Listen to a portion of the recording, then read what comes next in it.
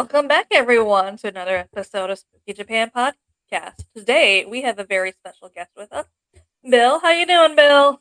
All right, how you doing? Thanks for We're having me doing on. pretty. We've been excited to have you on. I've had people after we announced that you're coming on reach out and say that you inspired them to join the paranormal. So Oh wow, yeah, that's great. yeah. So people were excited. They're just like, he's one of my inspirations. Get me in, and I'm just like, that's an That's honor. That'd be something that's goals for me to do one day is someone to be like, I joined the paranormal because you inspired me. Which I don't no, know that's may or may not be a good thing. I guess depends on how you look all at it right. nowadays. No, that's great to hear. I mean, and that's one of the things I like to do.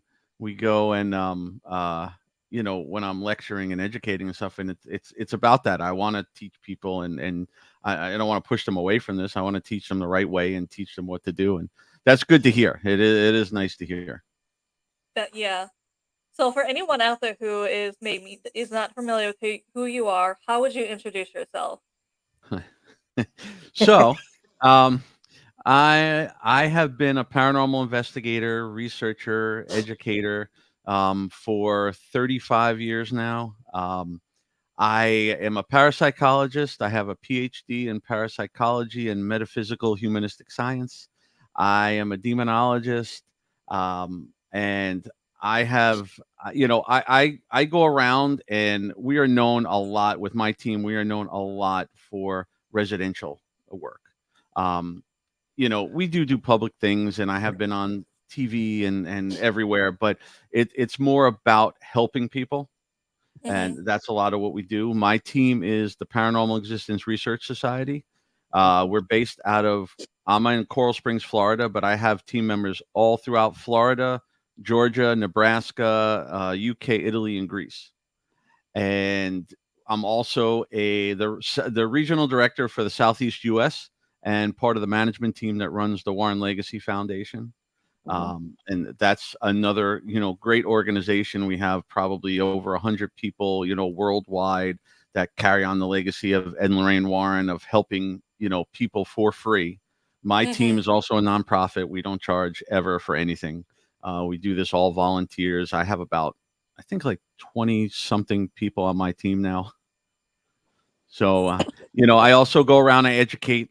So, like, I'm brought into, that's my wife. I'm brought into conventions and libraries and schools and stuff all over the place to, lecture. And we try to teach people. We like to entertain them and have fun and whatever, but we also like to educate them on what's real, you know. I'm glad you do that because there's a lot of people out there who's like Yeah. not. And the thing with me is I've also been in I'm very versed in many different areas. Like, we are not the type of team that comes running in and thinks everything's a demon and everything is definitely a ghost and hauntings and whatever. I've been in the yeah, I've been in the technology field for about 33 years, He's so and proud. I know a lot about equipment and CCTVs. I'm also an IT director in a psychiatric drug and alcohol treatment facility, so I know a lot about psychiatric illness, about addiction, which is a lot of what we deal with at times with Hmm. residential cases. So my team is well versed in many things. I have every type of person on my team you can imagine. So it comes in real handy when we go and do cases. I should have warned you. Sometimes Irene comes in and out because of the spirit, so that's why. Okay. Because she I does was that, and I saying just keep on continuing. And people are like, you don't that's want why to check we were her, laughing. That's what and I'm like, no, we're used to it. So she'll be back, and then she pops back up. Like, see, I told you. They just I kick her have. off. She comes back on. She has to tell them off.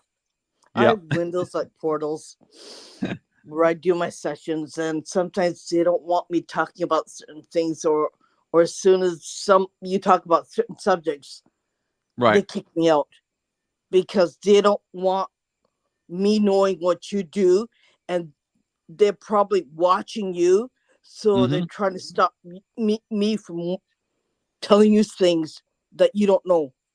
Yeah, we've had that. We've actually had stuff like that happen a lot on on cases we're doing, like at the initial interviews on Zoom and everything. We've had things knock us off, knock stuff off, knock our recordings off, just about everything you could think of. Can I ask you one weird question? Are you on a case now? Am I what? Are you on a particular case now? You don't have to mention Um, names. yeah, I was actually on a case last night. Mm-hmm. That's why. Okay. Wasn't a bad People- case. Wasn't a bad case. No, but it doesn't matter. It just, yeah. If you're on a case, it'll tell me, and that's why I get knocked out. Well, literally last night. Yeah. That's why I'm asking you, are you on a case? Because something smells fishy here. Not really what. Okay, I get it. That's why I can feel it right through. Yeah. Yeah. Anyways, go on. So you mentioned something about you used to go by Demonology Specialist, and now you're a demonologist, and something you're proud of. So something you can explain a little bit further to everyone out there how you went from the specialist to the actual demonologist. Yeah, so it's funny. So I've been studying demonology probably 30 years or so. Um, I To me it was more like a calling. I started this, and we could go into that how that all started later. But I'm called in to assess cases. I've been doing that for many, many years, and I technically do what a demonologist does. I never use the title because, just for me personally, I respect the title. And Mhm. for me, the title was somebody who was in the clergy, or somebody who was given the title or recognized through the clergy. So I always said, until that ever happened to me, I'm not going to use the title. I'm just going to say demonology specialist, even though it's the same exact thing. Because I mean, Mhm. that's what I've been doing for 30 years. But I recently had somebody recognize me through their affiliation. Father Ken Torres, actually. Yeah, I Yeah. was about to say I saw that letter. He's supposed to be on our Yes. show later this month too. So Oh, okay. Yeah. So they recognize me. So now I'll use the title because I was recognized with it, and it's not it to me. It doesn't mean any really difference. It just now I don't have to explain what demonology specialist means. So it's easier because I used to say that, and some people would put demonology expert when I did stuff, and that caused a whole riff at times. People don't like the Mhm. word expert, and it wasn't my doing. People just used it, and thought it was okay to use. And some people just get a little bent out of shape about titles and things like that. Mhm. how much training or education did you have to go through to get that title? Hmm. Well, I started um, a long, long time ago, studying everything with demonology, and it all started back when I went on my first residential case in 1989, which turned out to be a rare demonic case where I had the actual person next to me get full on attacked. And when I left there, especially being my first case, I didn't get scared by it. No, I take that back. I was definitely scared by that, but I mean, I didn't run from this. Some people would have never done this again. It made me that's why I say I feel like it was more of a calling, because it made me really go in and research it.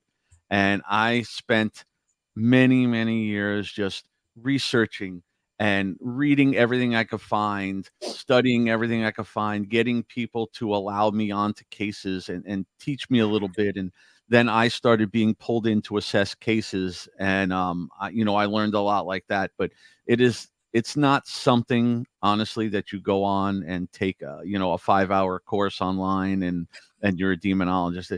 You will get yourself in a lot of trouble.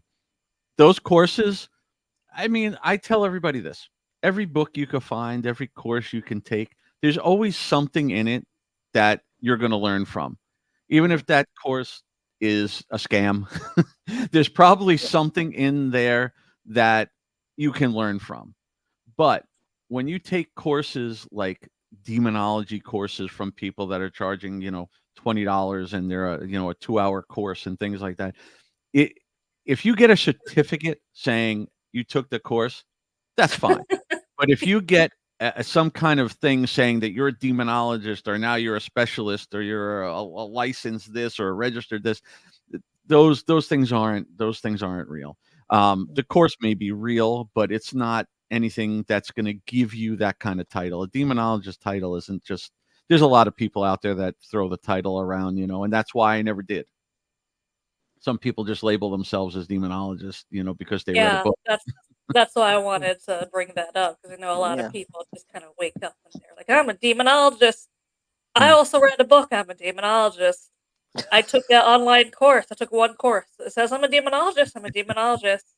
Uh, And I mean, I do study basic demonology just for my knowledge, just because you never know what you're going to run into in a paranormal, especially Right. here in Japan, as Irene and I can tell you that if you needed or wanted help in the paranormal, we're the only two people you can that can help you here.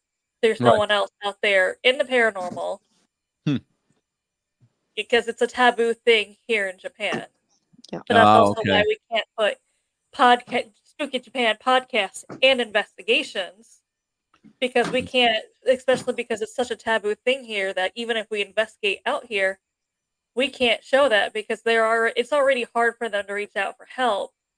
Right. We're not gonna try and make it public because they're gonna be like, nah, I'd rather deal with this thing than have you try and film us and put our business out there. Well, that's what it was like when I started. I mean, if you go back, you know, 35 years, I was Thank you. definitely I was definitely um, experiencing things even before that. But I say 35 years because I say 35 years actively investigating. That's when I started it Mm. actually investigating. Um, but you go back to, the early 80s, late 70s even, there's no way you can talk about this and it be accepted like it is now. It was very, like you're saying, very not so much taboo, but if you said you were a paranormal investigator or, somebody thought they were haunted, you were going to get locked up into the mental facility, back That's then. Yeah. still like that here. It's still That's like how that it here. was then. That's Yeah. what made it tough for me to learn. I mean, it wasn't like Mm-hmm. you Yeah. can, like now, if somebody wants to do this, they could go out and contact 40 teams in their neighborhood probably that Mm-hmm. will, not that they all know what they're doing, but they will at least have outlets to go and learn from. It Yeah. was a lot harder for me to learn and talk about it. Nobody talked about that. Like I said, when I was I didn't know what an empath was when I was young. I Mm-hmm. knew I was experiencing weird things, and I would even go like, I can sense energy and emotions on Yeah. the living and the dead. So like I even remember as a young kid going to like a family party and feeling weird. Like all of a sudden I was depressed for no reason because I was picking up on somebody else, but I didn't know what that was. I thought it was me. I didn't realize that that could happen. I didn't really, I wasn't going to tell anybody anything like that because they wouldn't understand. you know Things that go bump in the night. Yeah. It's Yeah. just, yeah, I Now I was admit raised. as much studying as I've done, it's not yeah. nearly enough to be like, I'm a demonology specialist, because I know there's so much more you have to do. And I Yeah. Mhm. just also want to make that clear. That takes a lot of education, takes a lot of training to even get Mm-hmm. from Yeah. demonology specialist to even demonologist. And And a lot of those courses, because I do online courses just because I'm like, all right, let me see if there is a no, they're good. They're good to yeah. take. Some of them are but it's weird because a lot of them they're just they I don't. Some of them I just feel like they were put together. A lot of people, They it's are. there's a lot of different beliefs out there, but that's also why I do a lot of those courses. Is even if I don't believe in this person's theories, it's good for me to know for when I meet someone who does. There is one person who teaches demonology, and his belief was that Lucifer fell from heaven after Adam and Eve. A Right. lot of demonology, a lot of demonologists be like, that's not true. It depends on what, there's demonologists in every religion. There's people who are not religious based demonologists. There's but they're demonology people. I mean, it's just a title, but it's when you go and learn the courses, it's good to learn everything. It Mhm. really That's is. I why I mean, do it. yeah, all those courses are good. I'm just saying, like, if you take a course that's a couple hours long or something like that, and they give you some kind of certificate, that's fine, saying that you took the course. But if it's a certificate saying that you now are a demonologist, that's not good. You know, Yeah. I read every book I could find. I have books here that probably I would normally tell people, that's don't read that. But you read it and you're gonna find something in it that you never thought of. And Mm. that's what's good about everything. I even have, one of my closest friends is on the team. He doesn't investigate. He does a lot of our stuff, like, or some of our video work and, like, for commercials and things like that, or Mhm. ads. But he's a 100% skeptic. And Mm. it's good sometimes because he may say something, I argue with him real bad, but he may say something that I didn't think of, to Mhm. look at. Yeah. Even though you have to be skeptical going into places, but Yeah. he may say something that, that's why it's good. We have a huge team. We bounce stuff off of each other, and it's Mhm. not like everything I say is the law. Um, so reading everything that everybody writes or courses, it's all good. That's why I I love think it. that's the same thing that we could say about clairvoyance.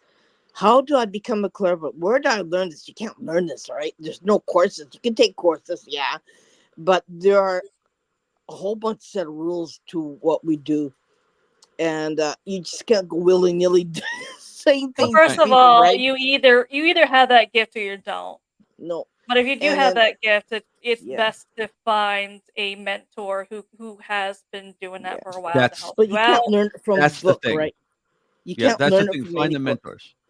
You Mhm. Also, can't I learn it wanted from a book. You also I can't. do recommend having different mentors just Yeah, because yeah, one mentor may not, teach yeah, you Yep. something as well as another one because their yeah. methods are You can different. you can teach. You can teach. You can talk about it, but you really can't.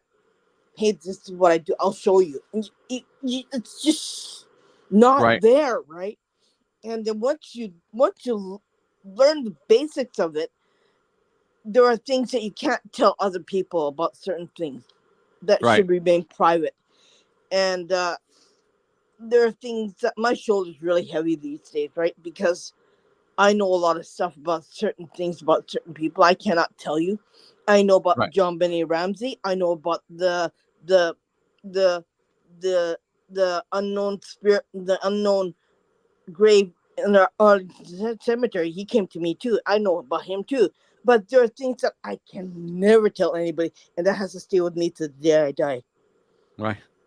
And it's not an easy thing. It's not an easy thing. And like those, how do you feel when they say, "Oh, I want to be a demonologist"? Do you do you say, Uh, "Yeah, that'll be cool"? But for me, I said, I want to be a clairvoyant. I said, I want to have your gifts. I said, no, you don't. mm. Well, It's not for everybody, right? Like Same thing no, with right. demonology. 100%. I will say this. Everybody out there that wants to be a demonologist, you know, think about it, because Yeah, it's why do you want to be a demonologist? If yeah, you want to do it to help people, yes. Like, I do it to help people. Mhm. yeah. I do not look forward ever to a No, demonic case, ever. no, no. Even going to assess them if it could be, because you never know what you're going to encounter. The stuff that I encountered on the cases I was part of that were true demonic cases, and they are rare, but the Mm-hmm. ones that I was part of, I will never ever forget, and they'll haunt me forever. So Yeah. it's not It's stuff. it's Yeah, it's it's not not like fun. saying Yeah. no. It's not saying oh willy nilly. Okay, I want to be demonologist. Okay, I want to be clairvoyant. I said, yeah, right. There was in those Facebook groups, like I was telling you guys earlier. Yeah, yeah, um, I had somebody posted. I watched. It's funny some of the stuff people say. Like, yeah, somebody posted some picture of something. They thought it was something, and it really wasn't. But yeah. somebody told them, oh, that's a demon. Get out of the house. And the poster, the the author of this post wrote, "Wow, that would be cool." See, they don't that's the thing. They don't understand. This is not like a ghost, you know. It, It's yeah, it's it's they something have you this do not glorified want. image of they have this glorified image of something that's really cool, like wow, this is really great, gotta know, Yeah. gotta do, gotta. Yeah. And I said, nope, you don't. No, you don't. I Hmm. don't know if it actually would, William, just because it's No, still a I don't taboo think so thing, and either. it's more of a it's interesting, as I tell people, is Japan's culture revolves around a lot of respecting their ancestors and Mm, their spirits. So it's one of those things where it's acknowledged there are spirits. Sometimes they Mhm, do come and visit you, but they try right. to avoid it so much just because there's more of a fear of mhm. they're more afraid that everything is going to be angry or making something angry. Right. They don't know what to do here if they make Yeah. anything angry. That's also the They'd issue. rather you stay on that side road. I'll go on this side road. You Do can see me, I can see you, but don't come near me. Don't invade my space. do That's I've they what's like. seen a lot of shadow figures here in Japan. They're just like Yeah. they appear, they stand, they're staring at me, but it's one of those things where people are like, why don't you try talking to it? Because it's just like I just want let you know this is my area. You stay over Yep. there and don't talk to me. And I'm like, if it doesn't want Yep. me to right. talk to it, I'm not gonna No. try and force it. And Do you they you do don't. any kind of like conventions or lectures, or do you ever see We anything over don't. there like that? No. Only No. me and Irene are the only people publicly coming out We're that gonna we're in the have our mini paranormal. convention and we're gonna have our mini convention in October. Got to get Basically, one yeah, started. it's anyone who comes visit me and Irene from wherever. That's the mini convention because we're just like it's That's only our me and Irene. convention. What about Trust getting me, access into locations? Do they they're let you go in? closed. They're closed off. If it's considered haunted, Mm. more likely it's closed off to the public, unless it's like a Ah, public okay. park or something. Yeah, But I unless it's tell an people open space like a park or beach, you can So go people there. don't reach out though? People don't reach out like for help? Not That's really. If tough. they do, they'll keep really quiet about it. Right. people would Like it rather was keep when I was young. Yeah, people would they. rather keep quiet about it than actually seek help. But Mhm. Right. that's also why we do that. We started this podcast because we're just like, in case someone did want to look for help, hopefully they come upon us. Or Mhm. Right. even if someone is into the paranormal, but they feel like they can't for whatever reason, whether it's here in Japan or anywhere else, Yeah, whatever their reason is, like I can't come forward to the paranormal because of blank reason. We Right. made this podcast to try and reach out to them. Like, yeah, we understand. yeah, We're your safe place. You can reach out to us. Right. yeah. It's We're not gonna tell anyone that you reached out and talked that's the paranormal with thing. us. No. Yeah. Right. That's the If thing. I. Everything we do, we have Yeah. them sign confidentiality forms, all kind of agreements so that they understand that we will never talk about their cases. I mean, Yeah. there are times we may take a something out of it to where we feel it's something to educate somebody, but it will Mhm. never say who they are. It will never Nope. show where the location is. It will never say Yeah. anything identifiable ever Yeah. because I we do are so residentials. against that. Mm. I do residentials, and I do have a clause in there where it may be verbal for me, but I said, okay, this is my privacy clause. You will not know, nobody will ever know what I did for Yeah, you, your name or anything else. And yeah, Yep. I've done lots of residentials, and that's what I do. And that's my Yeah. privacy clause. And then people understand it. And most of my cases, would you believe, are in the States. Well, yeah. So Yeah, I mean, that's the whole thing. It's letting them it makes them feel comfortable once they know yeah, that you're not going to release stuff. We're not going to go and stream it no, live on Instagram and no. no, TikTok and no, you know. no, I mean, there no. might be a couple of people who try to explore the haunted places, but people have just also pointed out that they either blur their face, don't, Mhm. also maybe change their voice, but also put a mask on their face. Yeah, I reached Right. out to a couple of people, but at the same time with their fear, they're just like, yeah, I don't want to risk it coming out who I am here because I yeah, mean, it's not like United States over here where if you have like a professional job or wherever you work, because a lot of Right. people said who do these paranormal investigations, like, well, yeah, HR said as long as I'm not wearing anything with a company logo, or Mhm. if I'm filming Right. something, I'm not mentioning where I work, they can't do anything. Over Yeah. here, it's the opposite, where if they just heard the rumor, you believe in the paranormal, they're gonna fire you. Right. Mhm. So that's also part of it. Yeah. Well, let me tell you, like I said, where I work, my I've been there 11 years now, and our place is owned and operated by an actual psychiatrist. He's a quadruple board certified psychiatrist, and I didn't tell him for many, many years what I did Mhm. outside of there because I thought he would think I was totally crazy. But Mhm. he's actually fully embraced this to where Mhm. I come in and bring all my equipment and my presentation that I do like at lectures. I do it for the patients every once in a while to give them something fun to do and see. Um, he has me talk about it with the med students. He let me investigate in the facility. There's a lot of different things where I was surprised, and he's nowadays is different. He takes to it pretty well, and he's also very like into it because I'm not just somebody learning from TV and running around thinking everything is a ghost. He knows I have the PhD. He knows that we're very scientific in what we do because he's scientific in what he does. So he really embraces it, which shocked me. This Can I is ask you a why real simple question? Yeah. Since you know a lot about psychiatry, do you think that some of the patients that are locked up or were locked up are somehow empathic, and they've been or mistaken, clairvoyant. or Right. clever, been mistaken to be crazy, but they're not, just because they see things that everyone else can't see them, right? Well, I That. I say this. We tell people we encounter a lot of people who have mental illnesses. We encounter people who have paranormal issues. We have people who have both. You know, to say that they were misdiagnosed, I'm sure there's some out there. I'm sure Especially there's back some in the out there. day, though.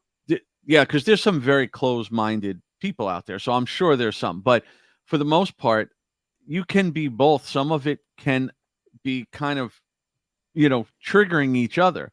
The Mm, illness could be a little more triggered by the spiritual awareness if you're more sensitive to something. But mhm, we always tell everybody if you're getting an actual diagnosis, you need to get that under control first. Like we'll mhm, tell a lot of our clients if we feel there's anything that could possibly be medical or psychiatric, we tell them we need you to go get a full psychiatric evaluation and a full mhm. medical evaluation. Not because we think that's your problem, because we No. need to rule that out. Yeah. We need to know because if you're, let's say, schizophrenic, Mhm, you need to get on medication to stabilize your schizophrenia to be able mhm. to decipher are all those voices from schizophrenia or could some of them be spiritual? Yeah. And it's the same thing that we tell people when I'm Mm, lecturing. We preach to people that want to do this that you need to learn a lot of this stuff because if you go into a home, just if you learn from watching Ghost Adventures, you know what I mean? yeah. You're going to go into a house thinking every sound, everything that goes on is haunting.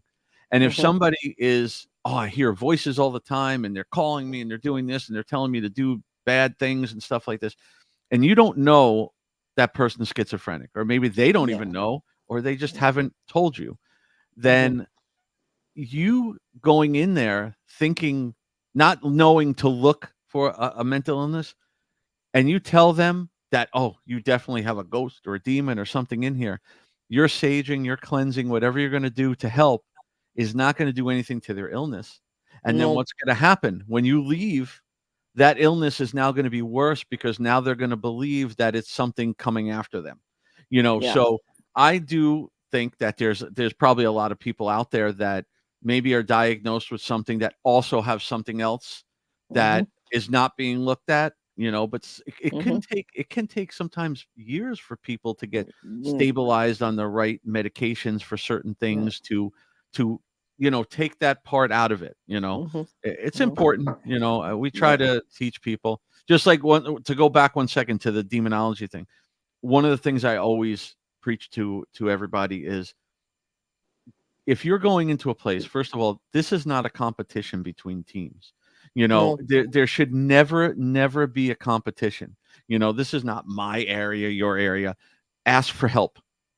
Yeah. Always ask for help if you're not sure about something, because you Yeah. go into a case, and let's say you happen upon something that's demonic, and you don't know, and people go in there, they learn from the TV, and they go in there throwing holy water around, and Mm. something comes out, everybody's in trouble. You are in Yep. trouble, your team's in trouble, the client's in trouble. We get a lot of cases that are been stirred up by people who didn't know what they were doing, Yeah. and Yeah. I've talked to a lot of people who that's happened to, or they call a team to their house saying, "I think it's haunted."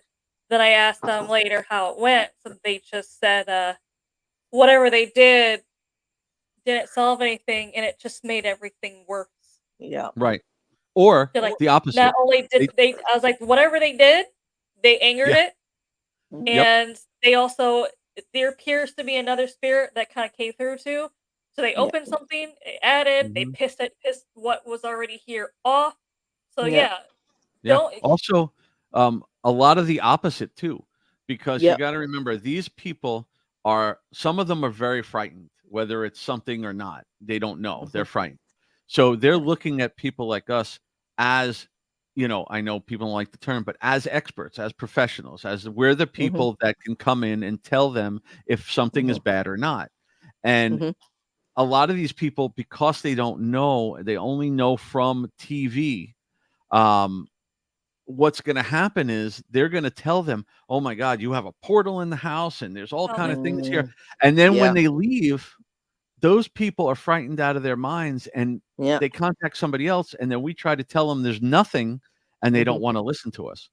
You know, I don't Eh, like the people who hide things from the investigator. You're there to help him, but they don't yes, involve the real truth about it. Like I had one case that my friend asked me to help them, and I said okay, but then I found out they had played with the Ouija board, and they let out something that they shouldn't have let out, right. and they didn't put it back, or they burned the Ouija board, or they said something stupid to that answer, and then I said, "I'm done. I'm not Mm, going to help you anymore because you lied to me." right, It, that's why I walked away. That's the only time when I walked away.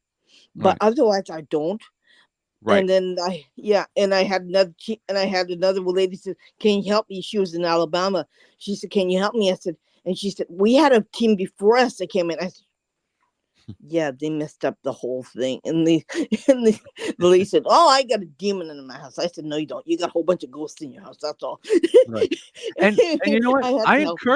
I encourage everybody, go out if you wanna get into this, go Yeah. out, but go out and do public stuff. Yep. And until you can learn from somebody or go Hmm. in with people who know how to handle residentials, you Yeah. shouldn't do it. There's a lot of Yeah. people that just start, they're watching, like I said, watching Ghost Adventures, Ghost Hunters Yeah. for Yep. the last so many years, and then the next thing you know, yeah, I'll get to that in a second. The next thing they just running right into somebody's house, and that's And they not good. screw it up so bad. You have to go in there, fix up their mess, and then you have to go Yes. do it. It was a simple cleansing, okay? It was a simple crossing over the spirits in the house, getting rid of the nasty ones, kicking out the nasty ones, and just making it peaceful, okay? Inside and Yes. outside. That's all it had to be done. But then you found out they screwed up. The investigators before me screwed up, so I have to go in there. Like like it Right. took 3 hours. It's a 3 hour job, and it took, if it's a 2 hour job, it took 4 hours, like, or it took Right. 6 hours I because they screwed up. They didn't know what the right. hell they were doing.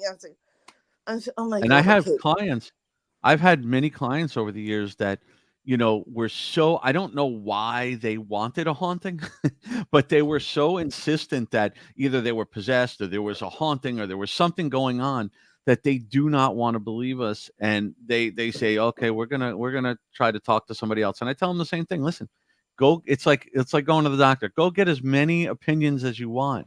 The Mm-hmm, problem is, I said, if you go and contact 5 teams right now, mm-hmm, you're gonna get at least one of those teams that's mm-hmm. gonna agree with you, Yep, but it's yep, not gonna help you in any way. yep. It's not gonna do it. So, just, you know, TV and the internet and everything Yeah. has confused people a lot. And yeah, I love the TV shows. I love all Yeah. the stuff. I watch them. I don't say anything bad about them, but Yeah. understand their entertainment. Yeah. I've been on some of them. They're entertainment. So some of those people are real investigators. Some of Mhm. them, they use real equipment. They go into real haunted locations. Mhm. But I'm not going to name which show, but I can tell you one of the shows takes 21 days to film an episode. Mhm. Okay, so I've we go into heard that with a lot of yes, them, where they say, "Hey, it's one night," but they took like a week or two to film, or even what you Yeah. said, 21 days. They Yeah. don't 21 show that they days. just wear the Yeah. same clothes every night, so they can be like, Yeah. "Still night Yeah, 1," and yeah. it's night 8 or something.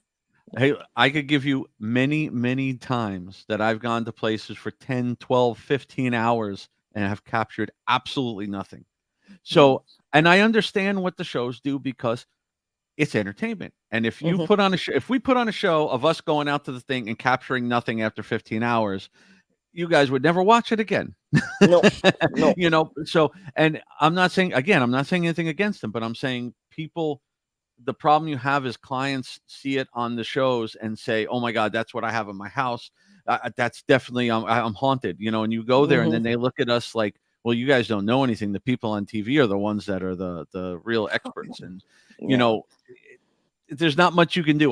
We never walk away from people. I will do my best to just Mhm. stick with them and help them as long as Yeah. it takes. Unless they're not gonna listen. If they're not gonna listen, then they're wasting everybody's time. I've Yeah. had clients we've gone 5, 6 times, and we had to give up because they kept doing everything against what we were telling them to do, Yeah. you know? Yeah. If we could go in a house and clear everything out, and you do the same thing the next day, and it's gonna bring it back. And, Yeah. okay, just to clarify the YouTube thing. So if you go to my YouTube, there is a channel and there is a graphic, but it's been like that for a long time.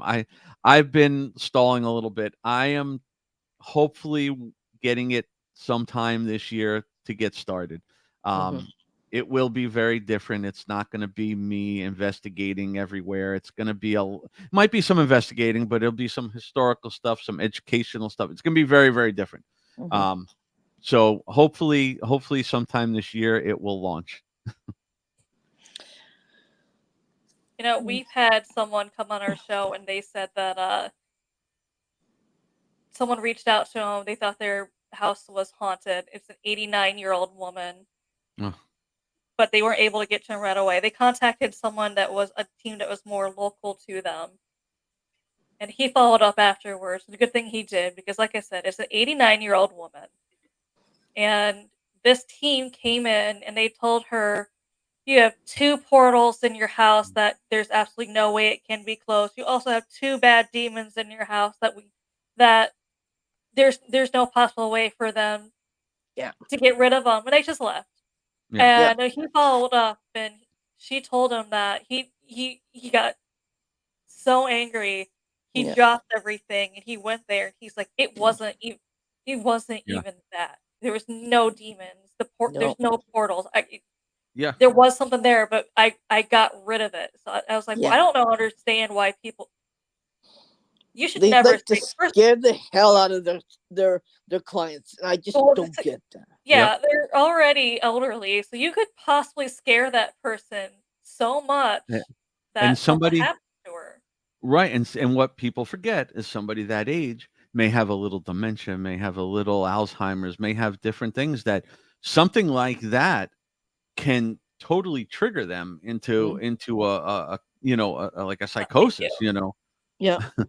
Or Um, breakdown. yeah, It cause a heart attack, or yeah, something really bad could happen we to them, because you said we something stupid to them like that, right? right, we had a poor old lady. She was in her 80s, way up in North Florida, out in the middle of the woods somewhere, that Mhm. contacted us, and it was honestly, I hate when we can't help somebody, and it Yeah. was heartbreaking to hear this old lady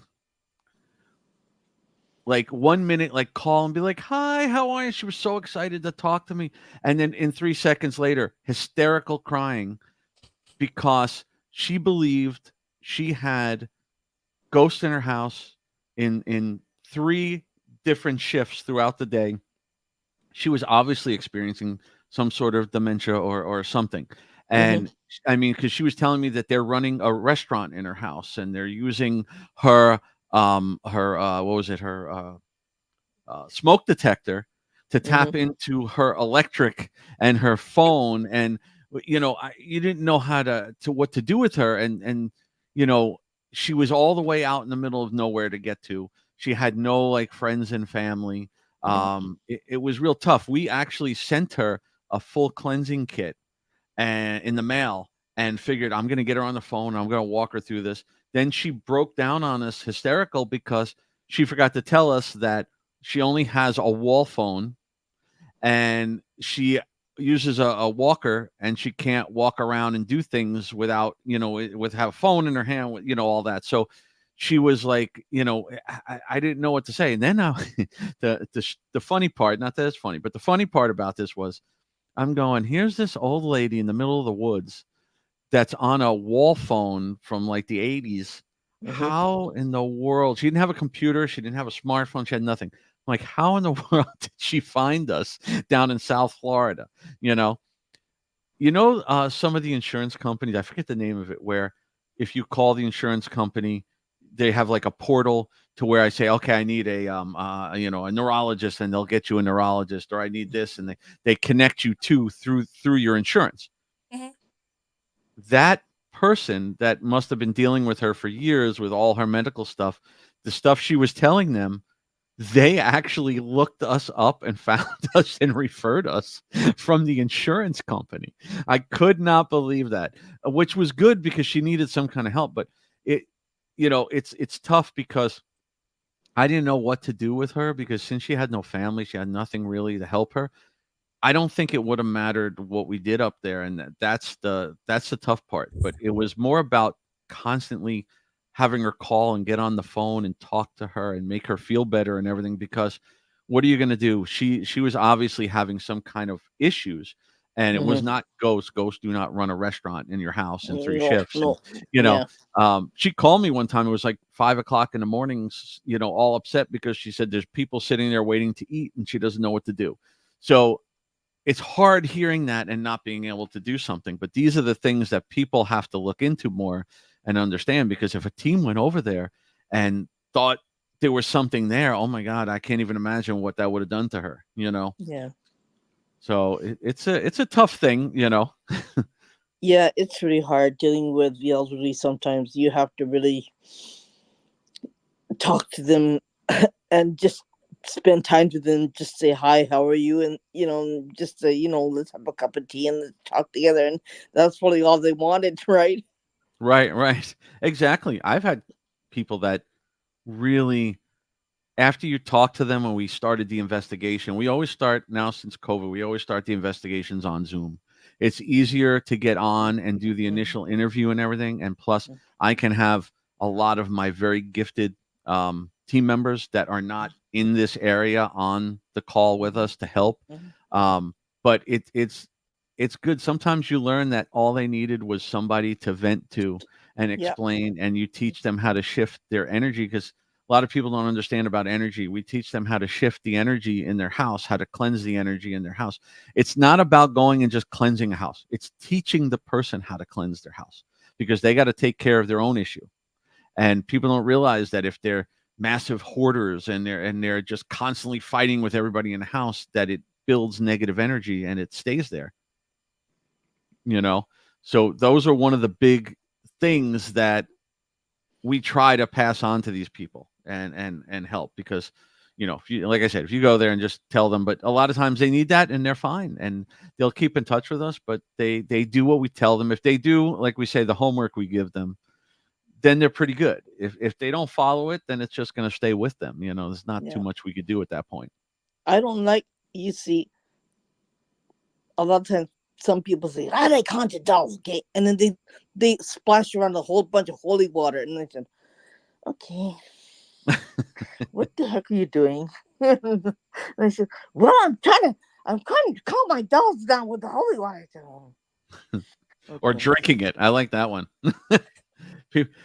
Let me tell you, I had a guy that we wound up helping, um, and I found him on one of these Facebook groups. And this is why I spend some time on these groups.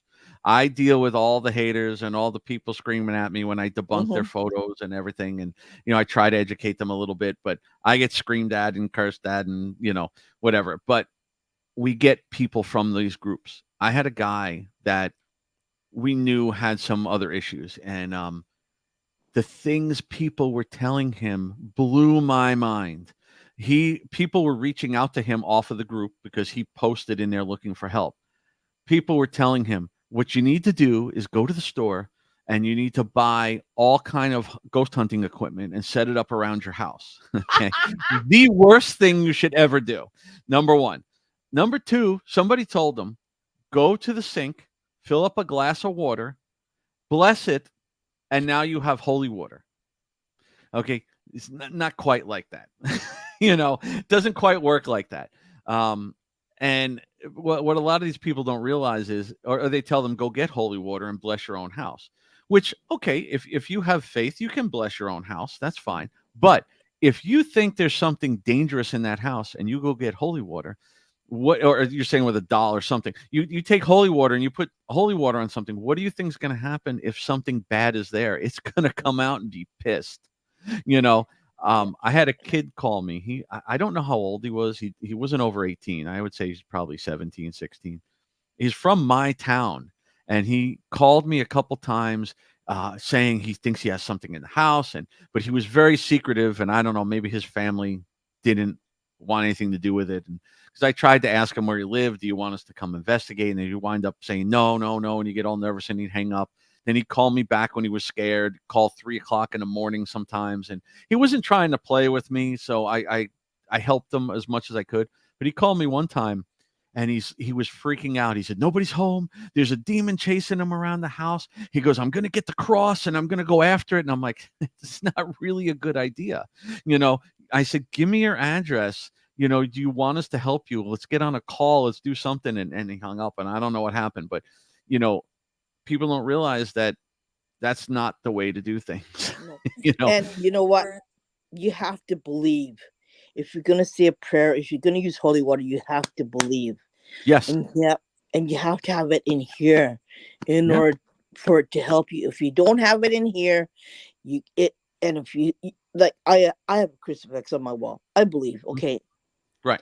And I don't use holy water. Fortunately, I don't need it. Mm-hmm. But you have to have it in here, and right. You have to know in here if it's going to work or not. If you don't have it in here, you see a whole bunch of words like blah blah blah blah blah, right, blah blah blah, prayer off, and you don't believe it. It's not going to work, and it's not going to help you. And that's what people really don't get it. That you have to believe in it, or you have to believe in that cross, or else that like you could say to hell's bells come over next year and it's never going to help you. So, right. It's the same thing like when we teach them about cleansing. You can take sage, Palo Santo, incense, whatever you want, burn it and throw it all over the house, and it will do absolutely nothing. It's about your intent and your belief in it, your intent of what you want it to do, and your belief of will this work? And we get people sometimes, and we don't cater to just one religion. I'm Catholic, but I'm glad. We don't cater to that. We ask the client what their beliefs are, what they're comfortable with, and we never push anything on them. And if we tell them about cleansing, we're going to explain to them, here's what it is. If you're Catholic, we have Catholic prayers for you, Christian, Jewish, whatever you want. We have people that have all types of prayers that can use. But if you're not, and you believe and worship whatever, whatever you believe in spiritually, anything, that's what you need to use. So use a prayer or use something in that you believe in, or else it's not going to work. Exactly. That is one thing I've said on the show to some people is you also kind of have to ask them what their religion is. Just Mm-hmm. because if I was to cleanse a house here, for example, and it Mm-hmm. Right. was a Buddhist house, which is the main religion here in Japan, and I went there with some sage, Right. it's not gonna do anything because they No. don't believe in that. It'd be like the same No. thing, and I tell them, it'd be like if I came to your house to cleanse your house, walked outside, picked some dandelions, set them on Right. fire, and used the smoke, and I'm like, "Trust me, that gets rid of the ghost." You're like, "Yeah, okay, sure," because they Yeah. don't Right. believe in using sage. You can't. Yeah. I can't get sage here if I wanted to. I'd have to I, Yeah. order offline from the United States and have it Yeah. shipped right. here. Yeah. Because it's I, just not a belief. yeah, I've It, met clients that actually we go in and they have crosses all over the walls and they have things, and then I find out that they're not even Catholic or Christian or anything. They were told by another team, or they contacted a priest, or they contacted somebody, and they told them that you need to put this all over your walls. Well, I'm like, do you believe in that cross? Well, not really. Well, then take it That's why it's down. not doing anything. yeah. It's not going to do anything. It's And yeah. that's what we've told people on this show. If they don't believe in that, don't tell them. Don't do that in their house because they're only there letting you do it because you said it's going to work, and they're thinking, "Oh, here we go again." Yeah. Right. It's not, Right. and they're going to be the next day, and unfortunately, nothing was solved because they don't believe in what you're doing. They don't believe in the sage or Yeah. whatever you're doing, or putting Like the crosses on the wall. Right. I used Right. sage when we were living in this really bad place that Amanda knows. I don't talk about it because I don't want it to come after me, and I don't want to give any power to it. But yeah, we used sage, and we saged all the windows and everything else. It didn't work. My son told me to say prayers. I said prayers. Yeah, like as if it's gonna Right. work, right? Yeah, it didn't Right. work, Right. and it didn't work. And the only thing that worked was saying Buddhist prayers in the middle of the room, but it got mad. Right.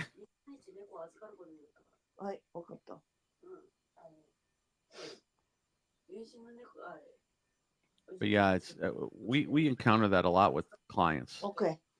Yeah, Sorry that's also about that. what I tell people, That's and But fine. it's you know, interesting and that's like new news to them when I'm like, you have to ask them what their religion is, yeah, Yeah. and it just kind of give me a weird look, and I'm Y- like, yeah, yeah, you really have to, because And I wanted to go back one more thing with again with the residentials and stuff. One of the things that we try to encourage people is this is not when you're doing residentials, it's not just about going and investigating and trying to find ghosts. mm, Take the time to get comfortable with the clients. We mm-hmm, get on, and I mean, there's times we've sat with them 2, 3, 4 hours, just to make them feel comfortable enough mm-hmm, to tell us everything. I wanted to say that before when you're talking about how clients don't tell you everything.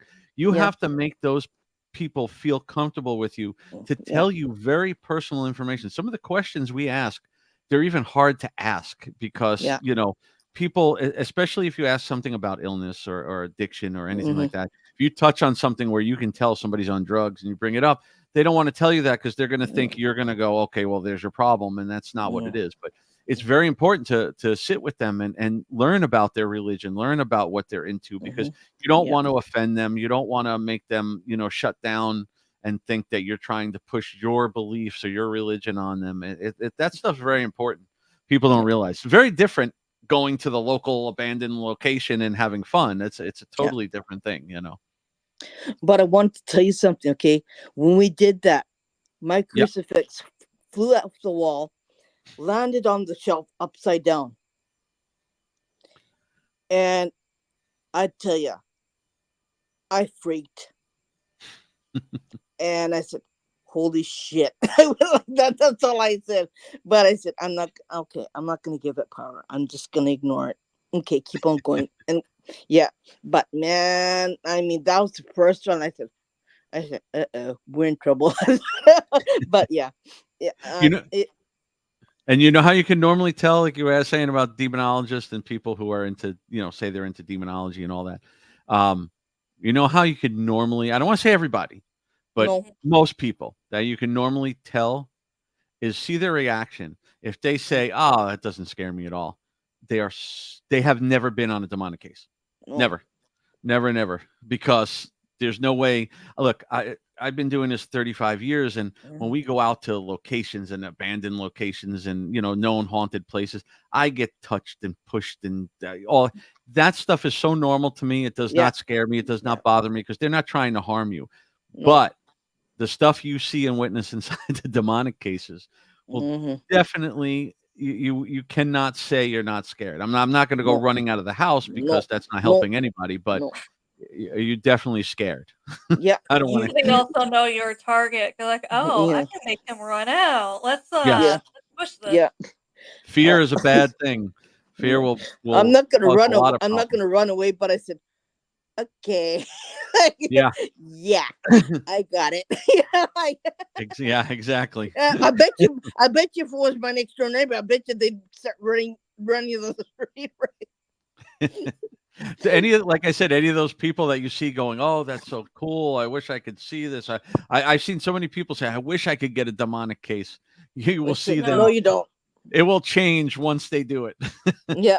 Or they'll say, I want to live in a haunted house, right? And I said, no, you don't. Let me tell you, almost every case that I worked on where I was called into to help assess that turned out to be demonic, by the end of the case, when everything was fixed, the teams that were involved in that case that called me in, they all quit, never did it again. Yeah. They were so frightened by what they saw Mm-hmm. that they didn't want to do it again because they have families, they have things, and it can come back with you. Yeah. I know my wife is on the team, Mm-hmm. but she is an energy healer. She's an energy worker, so she will work with the clients. She does not investigate. That's not her thing, but she has enough to deal with me coming back from the investigation. Yeah. She'll tell you, she says I'm the worst client. We had, I'm very protected when I go do something, but when I'm just out more in the public stuff or just messing around, I tend to forget. Like last year, we were going up to St. Augustine, Florida, and for vacation. And on the way up, I said, "Hey, have you ever been to Casadega?" And I don't know if you know Casadega. Casadega is a little city in Florida that's considered the psychic capital of the world. Oh, I've heard about that. Yeah. Yeah, it's a very small town, and the amount of psychics that inhabit this town is insane. And they have they're a trying lot to of figure out why, because they said majority of the people born in that town are psychic mediums. You can walk down the street, and almost every house there's a psychic medium. You want a reading, just walk up to any door. Yeah. And they have signs right outside the door, and they have the hotel is known to be haunted, and they have this big myth lore of the devil's chair that's inside the cemetery there. So on the way up, I said, "Oh, let's stop off here." And I said she was not too happy why we were pulling into a cemetery because she does not like that stuff. And I said, I need you to take a picture. I'm going to go sit in the devil's chair. You got to take my picture. And I just sat there. She was taking the picture. She was not happy with me. And there was a little doll that was, because people leave things there. It's believed that if you leave a can of beer, the next day it'll be opened. Of course, somebody sneaks in at night and probably drinks it, but it's probably somebody local that's getting free beer every night. But the doll was all hunched over in the chair. So, I picked the doll up and I straightened it out, and she's like, why in the world would you touch that? These are the things I don't think about sometimes when I'm out in public like that. And we left there. We went to the hotel. She's watching. We went to the restaurant, had lunch, and we left. On the way to St. Augustine from Casadega, which is like another maybe 2 hours or so, I got deathly sick, and I was sick the entire trip with a massive respiratory infection. We hardly left the house the whole trip. Now, I don't know. She swears it was because I sat in that chair and touched that doll. And because they believe I am very open and I don't regulate myself, that it's not so much that I sat in the devil's chair, but all the people that sit in that chair leave their energy there. Yeah. Whoever put that doll there, whatever it was for, they leave their energy. And I don't think sometimes with that, and I touch things and, stupidly. And Then I get yelled at. You don't think, right? I get yelled at by my wife and some team members. It's like that theory with some of the cryptids out there that the only reason why it actually exists now, or the only reason why this certain whatever exists now, is because enough people believed in the Mhm. story. Well, there's a lot behind that in locations. Now, I don't want to get this wrong because I don't want to piss anybody off, but what's it called, Hell House. I Mhm. know people who do a lot of events there and everything. I could be wrong about this, but I believe originally that place was not a haunted location. It was a place where they went and filmed these movies. Yeah. And now the people that go there, and I know people have been there and say that it is extremely haunted. And some people believe that it's because so many, like I tell anybody, if you go, if you sit in your house and you pull out your recorder and you keep talking every night, you're gonna pull something in. So it's Yeah. the same thing in a location. If enough people go there and investigate, it's gonna become haunted probably. It's gonna be, somebody's gonna bring something in. So yeah, no, that's I fully believe in that, Yeah. um, nobody's in public locations trying to cross things over and send them Mhm. away because, Mhm. a lot of them want to make money off of it. So they don't want to shoo them out. But Mhm. and some of them are attached to the locations. Yeah. And if you talk about, if you do something with that location, you bring in things, you bring in props, you do whatever you make, like you make the thing so it looks real, like it's haunted. Of course it's gonna Right. bring the Right. energy in. Of course it's gonna be haunted afterwards. It had nothing to do with it in the beginning. It just created it by Yeah. just It's making the one of the film about it. Right. It's one of the first things I teach my members. Like, sometimes I get members on my team who are very knowledgeable and have been in this for years, and sometimes I Hmm. get some who have never been on an investigation, and I'm fine with that because the way I handpick my people is not about their education in this field. It's more about their personalities, Hmm. their empathy, their can they handle working with clients? How are they going to be working with clients? Hmm. Things like that in order I can teach them how to investigate, but it's more about their personality. Yeah. And yeah, and it's an important thing, Hmm.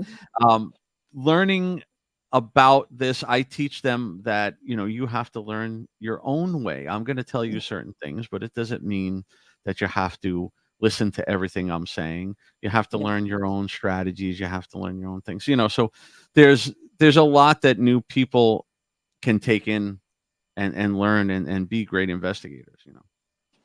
The one thing that I don't like is I like going in blind Mm, in the residential. I don't want to know any EVPs. I don't want to know anything. I don't want to know any history about it, because sometimes it messes me up inside in here in my head. right. Yeah. And then I hate that when somebody shows me something, said, yeah, just don't show it to me. I want to Right. see what I can feel. I want to know if there's something there. And I usually like going through the house, and it's okay. It's there, and it's in the bathroom. And I said, I got it. And they said, you got it that fast? Yep, because I could see it, and I don't have to. I don't really have to do much, right? And they said, but you don't use equipment. No, I don't use equipment because I don't need it, because I know where it is Right. and I can We see it. Eh, we only use when we go into a residential, like if anybody, I don't know if you've ever seen any of my pictures or videos when I do events. We have 3 and 4 tables filled with equipment. I'm that's the bad part. I'm also IT for 33 mm, years. So I have Yeah. a ridiculous amount of equipment, but Mm-hmm. that's more for fun on, Mm-hmm. public investigations. When we go in a Mm-hmm. house, we use audio, video, and environmental stuff. Mm-hmm. Stuff that reads EMF, not K2 meters. I go more for, tri-fields and real meters that, detect different types of EMF, stuff that does temperature changes, humidity changes, Mm-hmm. things like that is what I go for. I'm not against any of the other stuff. I just don't think it should be used much in a residential unless there is a total need for it. I Mm-hmm. tell people if you want to use equipment, that's great. Use any type of equipment, but learn what the equipment does and learn what causes false positives on this equipment, because Yeah. it's a lot, you know. Yeah. It's a Yeah. lot, and you It know. can only equipment can only assist you, but it can only do so much. But you have to be good enough to know it yourself before you Yeah, use anything else. yeah, So absolutely.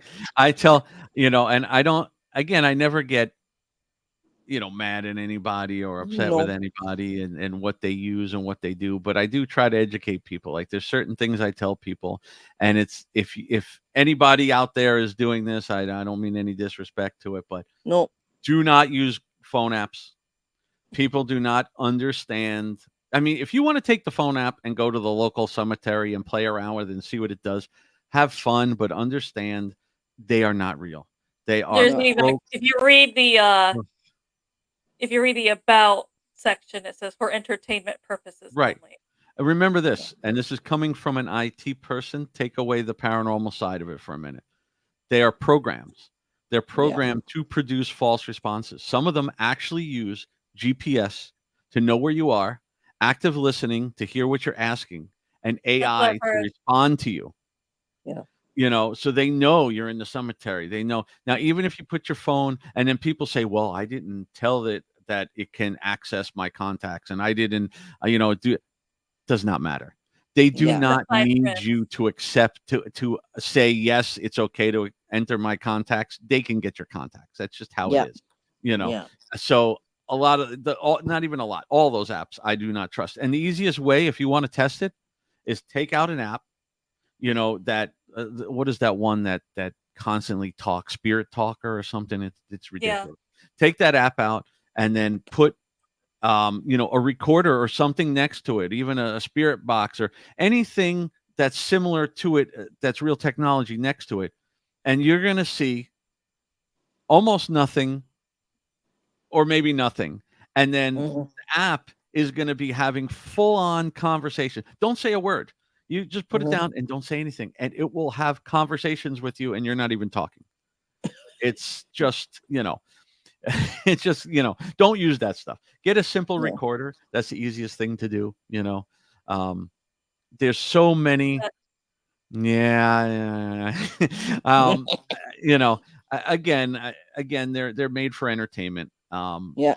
And Yeah. play around with them. See, I've tried every one of them, and played along with the stuff. And it's like, it's like an SLS camera. Yeah. A true SLS camera is maybe considered paranormal 1% of the time. Your ghost tube app is considered paranormal negative 1% of the time. You know, Hmm. goes it's to whether places haunted or not will show you there's supposedly a spirit over at certain places. right. Yeah. Remember, what I tell people too is, remember this: those things were made for YouTubers and TV Yeah. shows, and the Yeah. reason is because they give immediate responses. So Hmm. if you watch TikTok, you will see people all day long just Hmm. roaming through cemeteries with these things, having conversations with every tombstone, Hmm. and it's because if they went in there with a recorder, half the time they would get nothing, or more than Hmm. half the time they would get nothing, Yeah. and nobody would want to watch that. You know Yeah. what I mean? But It, if you're into this, guess what? yeah. That one time you capture something, as Hmm. opposed to the 500 that the other person just did, way more meaningful, because you're going to know it's more real. That's how I look at it.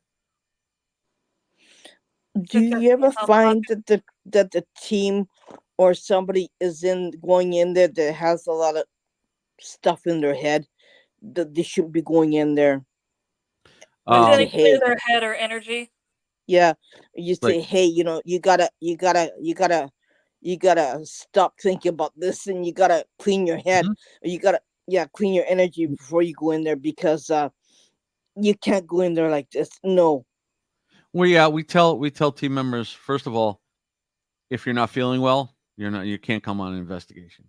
Yeah. If you're having issues at home with anything, Yeah. anything that is giving you any kind of stress or anxiety, you shouldn't be on the case, because it's going to open you up to possibly getting something.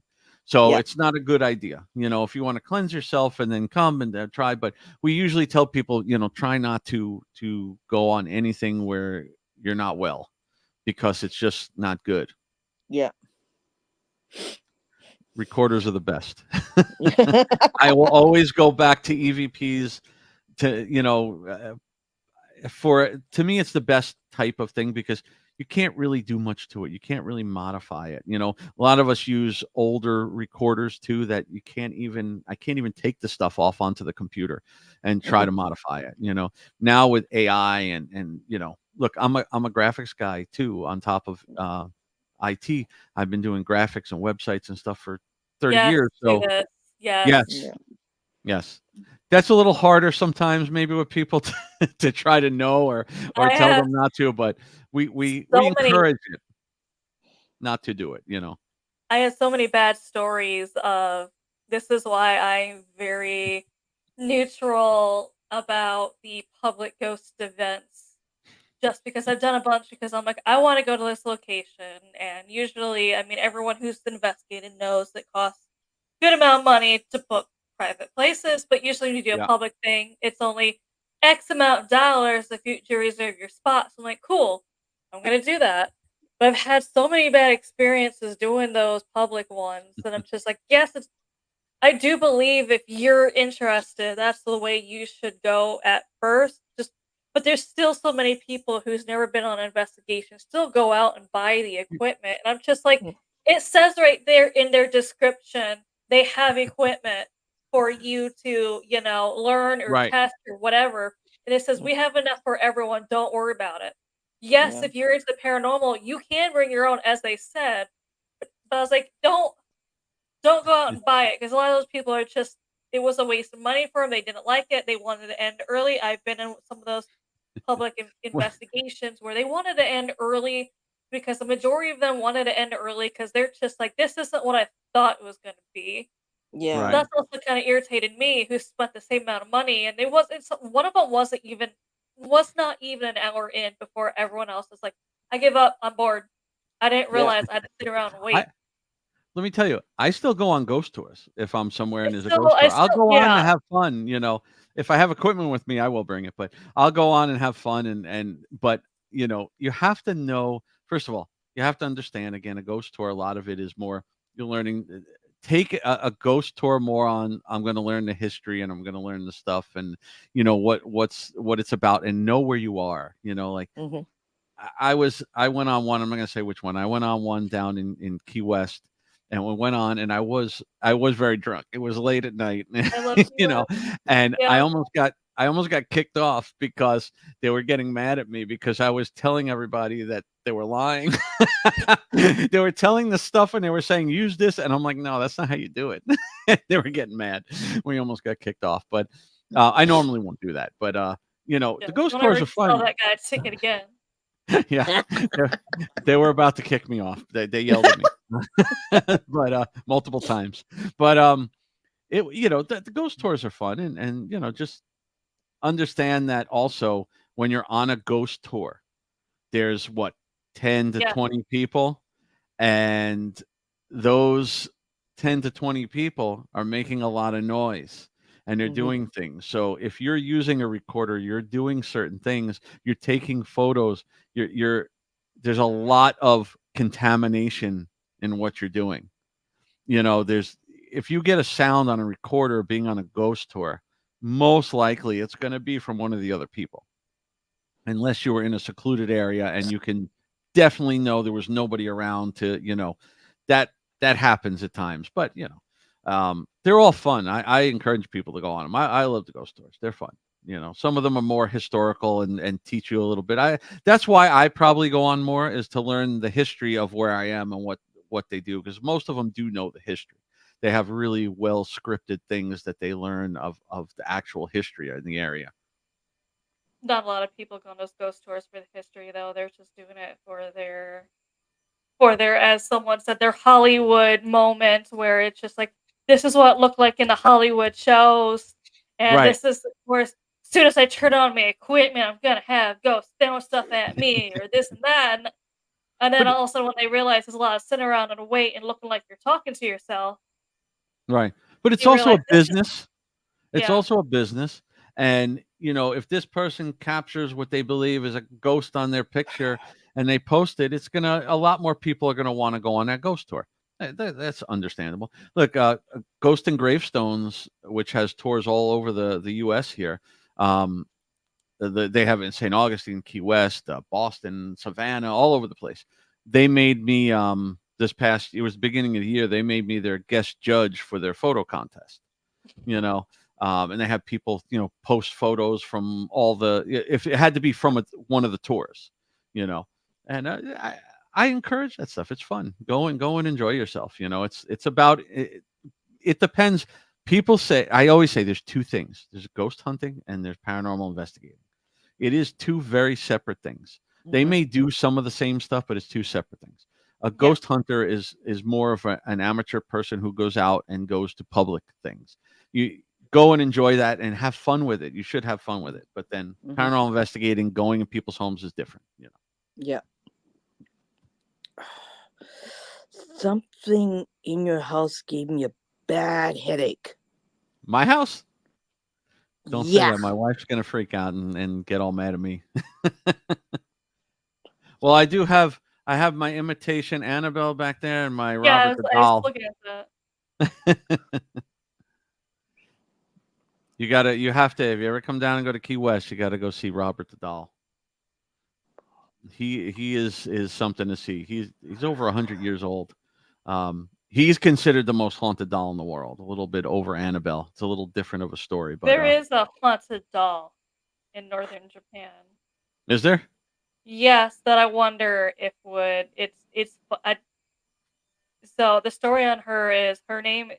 They call her Okiku because she was Okiku originally was the 2-year-old girl who owned the doll.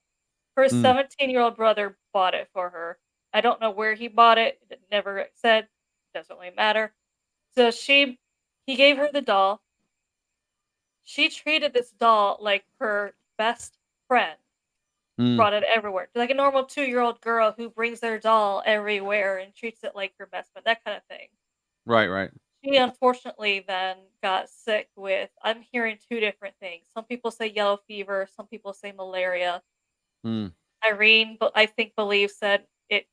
She believes it's probably malaria. Malaria, Irene, Mm, with the area and the time of when this happened. That's probably mhm. it. But regardless, they all say that she died when she was 2 years old. She hmm, was scared. She couldn't. She could barely breathe, and she finally kind of like died because she couldn't breathe, and she was holding on to the doll. right, right. Japanese law at the time wouldn't allow the family to let them bury the doll with her because they wanted to. They wanted her to, Right. for all eternity, be their best friend. But Japanese law said no. Hmm, In Japanese households, it's also very common that when you have a deceased loved one, they make a shrine in their house dedicated to that person right, right. or animal, person or animal. They had a shrine. They had her shrine in there. And they said every year on her birthday and the date of her death, they would have paranormal things happen, like things would get moved, they'd hear things unexpectedly, they'd hear footsteps run in their house, they'd hear knocking on the walls. It was just weird. So she also has the doll also had when they first had her, they first got her, she had like shoulder length hair. And then one day the family looked at her and the doll's hair was past her shoulders. Hmm, So that's how they knew that the paranormal thing had to be with the doll because why is the doll's hair just growing? right, Yeah. right. So finally, 20 years later, after their daughter's death, they're moving somewhere else in Japan, but they had a fear if we take the doll with us, is it going to lose its power? So they Hmm, went to the local Buddhist shrine or Buddhist Temple. temple, yeah, Buddhist temple, and they talked to them and they're just, talk to them about it. The monks there were already well aware. the doll because they already heard stories from other people in town, so they were excited. They're like, "Yeah, we'll definitely take care of her."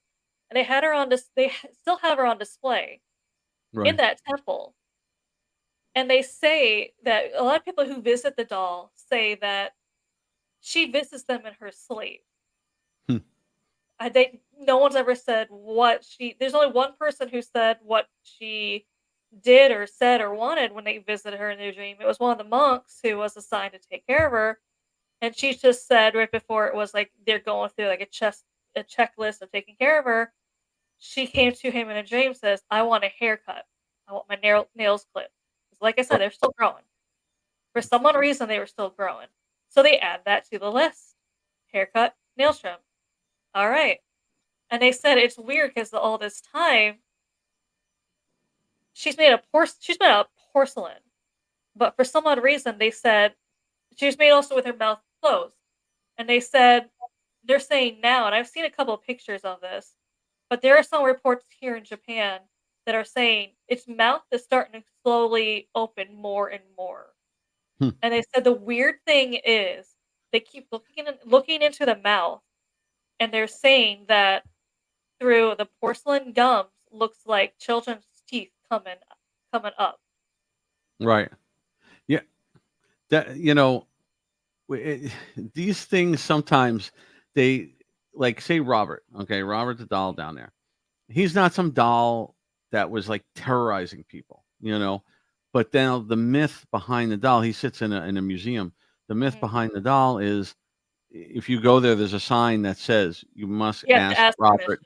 permission to take his photo and be respectful to him. That's the whole thing. That's what it's about. I'm good friends with David Sloan, who's like the doll tender. He takes care of him. He wrote the book on him. He does the tours with him. And it's all about respect. Hmm. And I will tell you, I talk about Robert a lot in my lectures when I'm doing stuff or at panels, at conventions and stuff.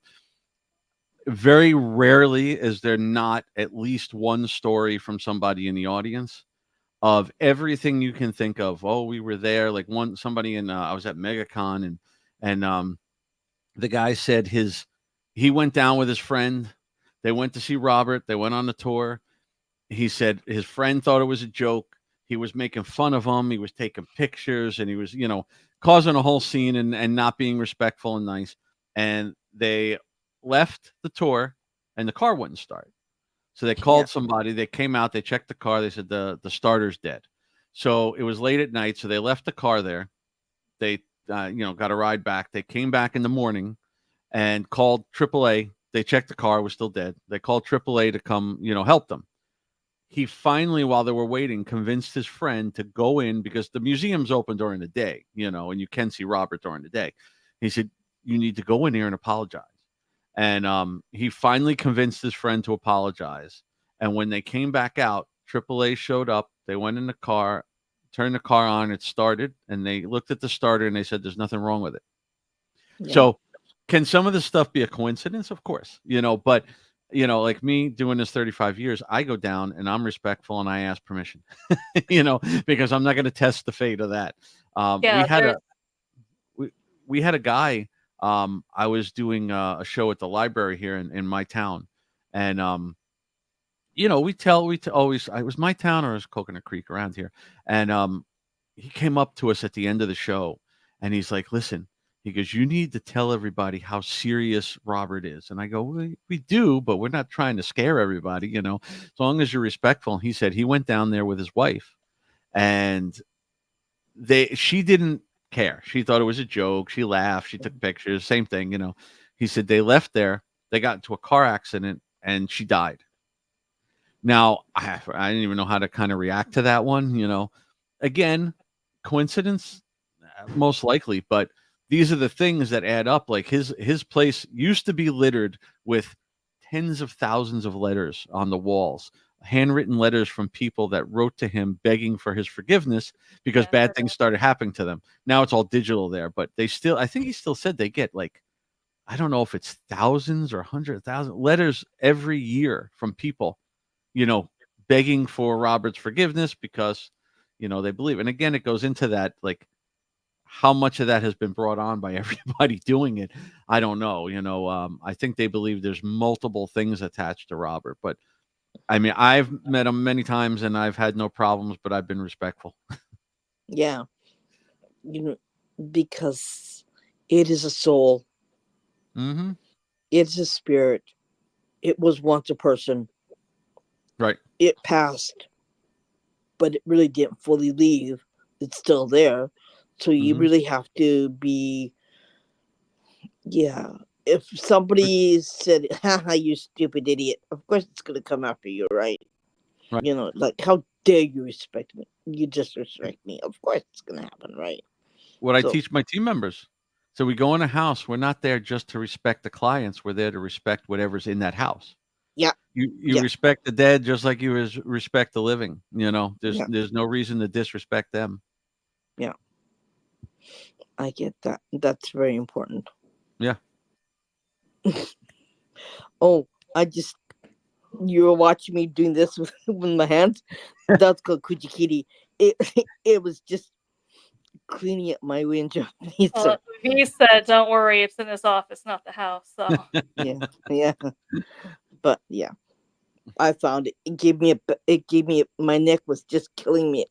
It hurt right up my back of my head, and I was going. It was killing me, but it was okay. You're We good. we we try to keep it pretty good in here. I like Yeah. I said, she does. She keeps it good in I don't know what it was. It just didn't like me. A lot of them don't like me either. You know that. I get told to blank off. I get told to shove that my you know where. Yeah, yeah. They really have a potty mouth. I tell you that much. There's anything that I haven't heard before, right? here. Right. Like once you heard one, you hear them all. Yeah, yeah, yeah. That's not gonna work on me. So you can forget about that.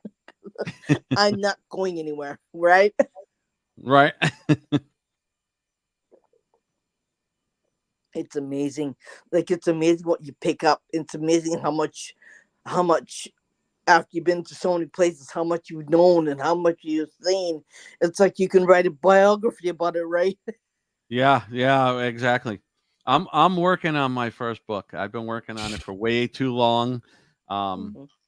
hopefully soon it's going to be done, and I'm trying to get it out there and see it's to a publisher and see it's my life story from start to now of being in this field and what I did and a lot of the cases I've been on, that were well, of course, there will be nothing in there with actual real names, but it'll be the real cases and the real things that we Mhm. did, how I learned everything I learned, and you know, I'm trying to put a little bit out there. We'll see how it goes.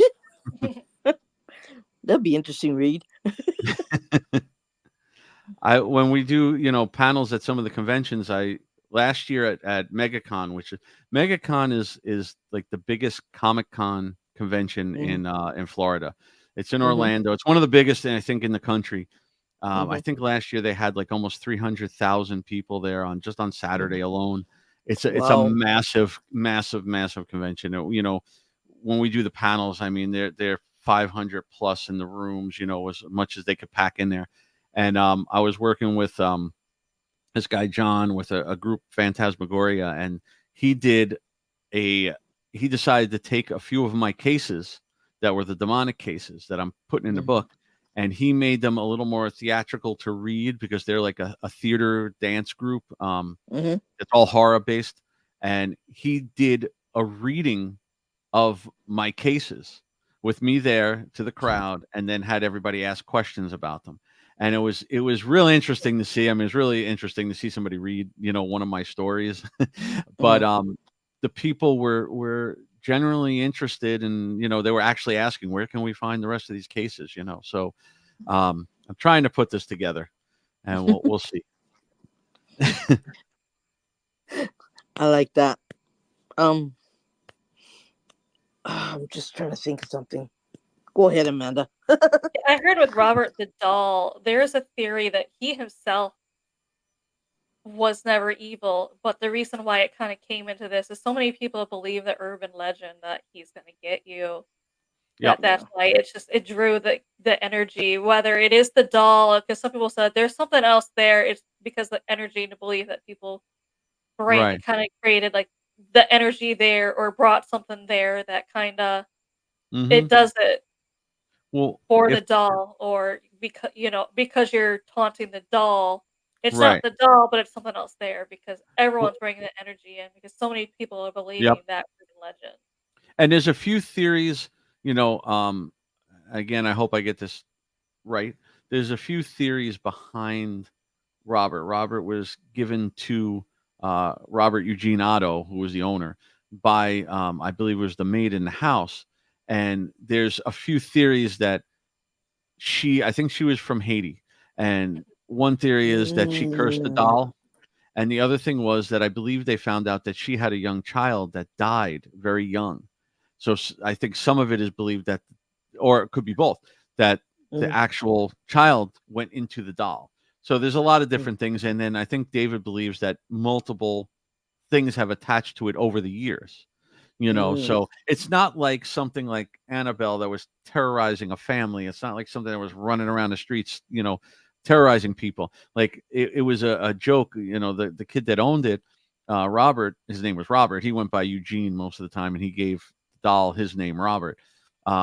They would things like it would be he would have it sitting on the chair in his room by the window, and you would see it, and they would all go out to dinner, and they would come back, and now he was in the other room by the window, mhm, and nobody mhm, was home. So there was a lot of mhm. things like that where he moved around, he did things, but it's not like he harmed people back then or he did No. anything, really, really malicious like that. And so it's different. There's a lot of theories too that the guy who wrote Child's Play, the original Chucky, he was down there visiting Robert before he wrote the script.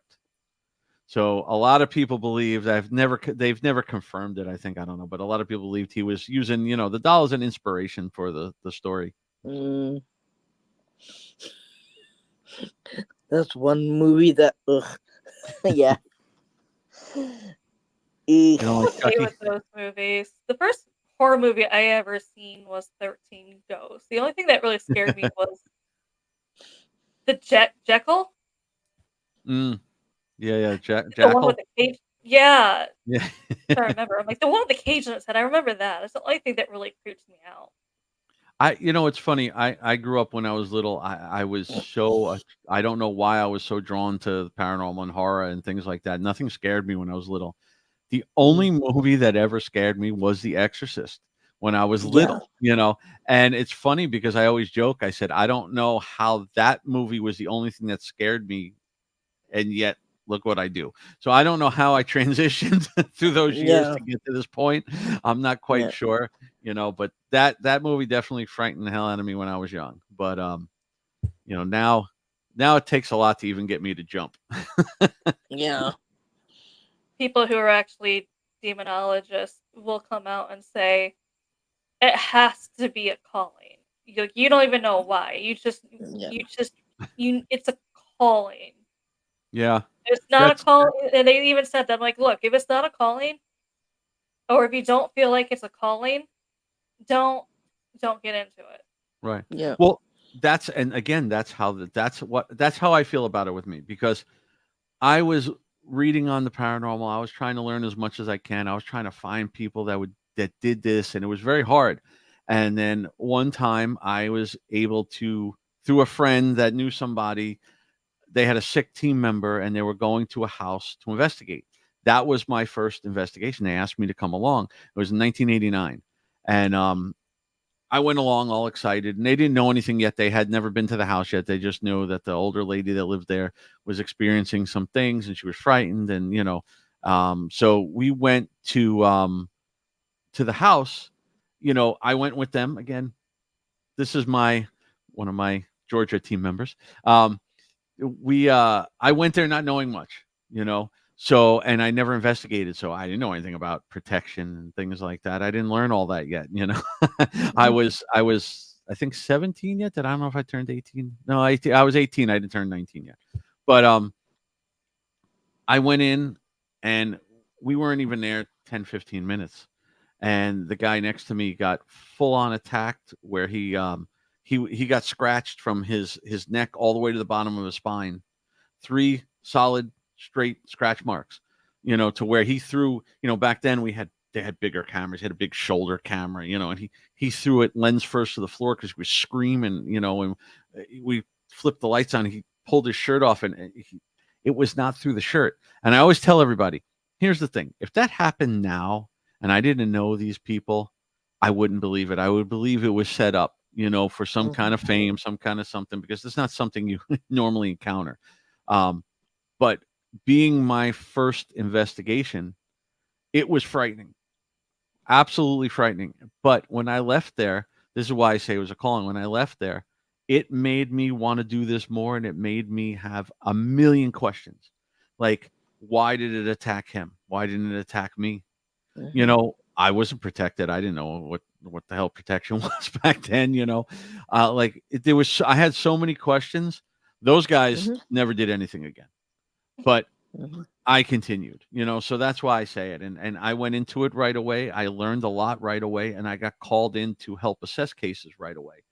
And I got thrown right into it, and I did good so far. I mean, I've been knocked, I've been thrown, not thrown, but pushed and knocked clear across the room almost 30 feet. I mean, there's a lot of stuff that has happened, and I continue to do it, and I look at it as more like a calling, Yeah, I That's what.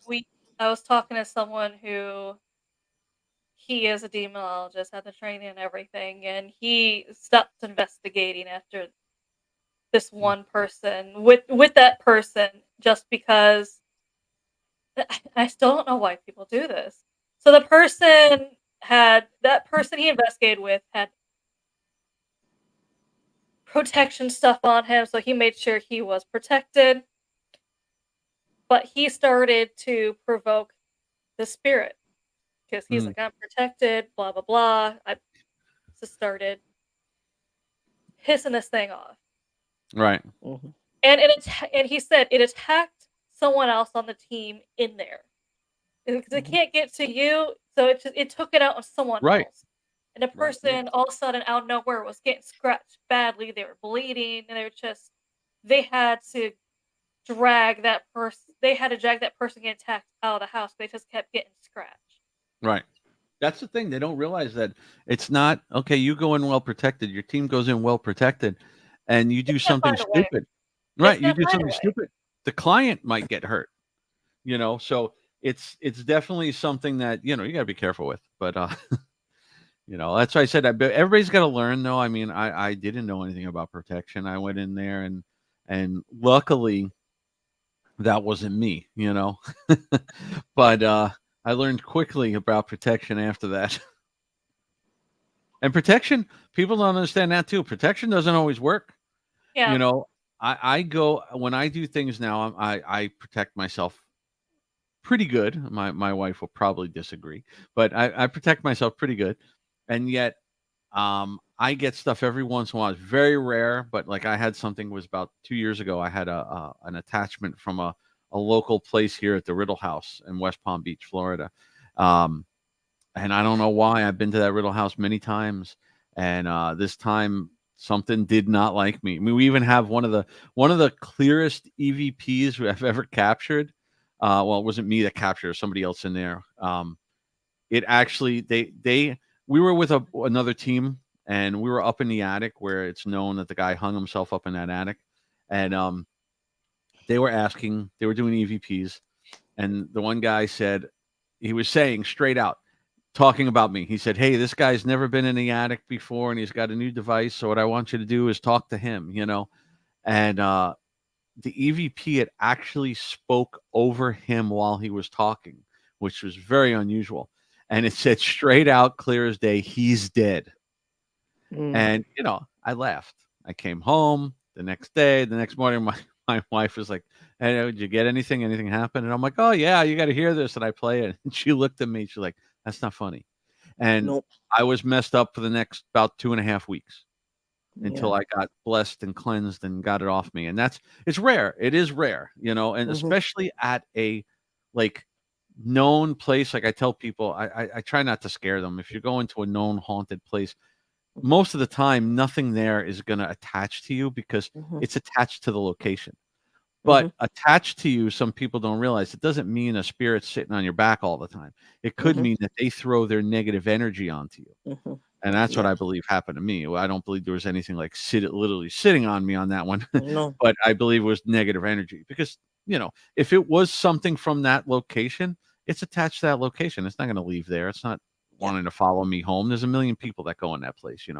But somehow I pissed it off. I don't know why. I'm very respectful. I was only there 5 minutes, so I don't know what happened. I'm gonna tell you something. Here in Japan, you can go packing with every stone that you have. Mm. You can still get attacked. Yeah, yeah. That's It's why you don't provoke. no. Yeah. Even if you don't provoke, even if you're being respectful, it'll still come after you. Yep. And that's what's weird about this country is that some of them are very old. Some of them Mhm. can be nasty.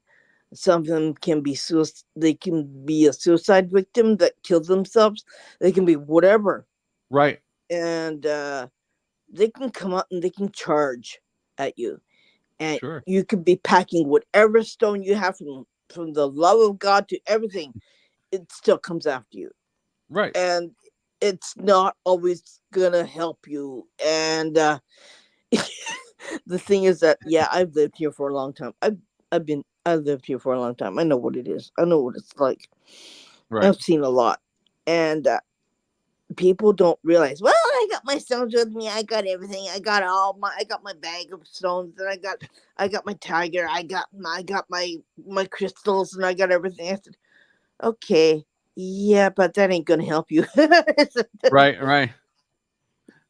Yeah. No. It- There's you know, it's one of those things where it's good to have as much as you can to protect yourself, but understand that if you're gonna do this, understand that it doesn't always help.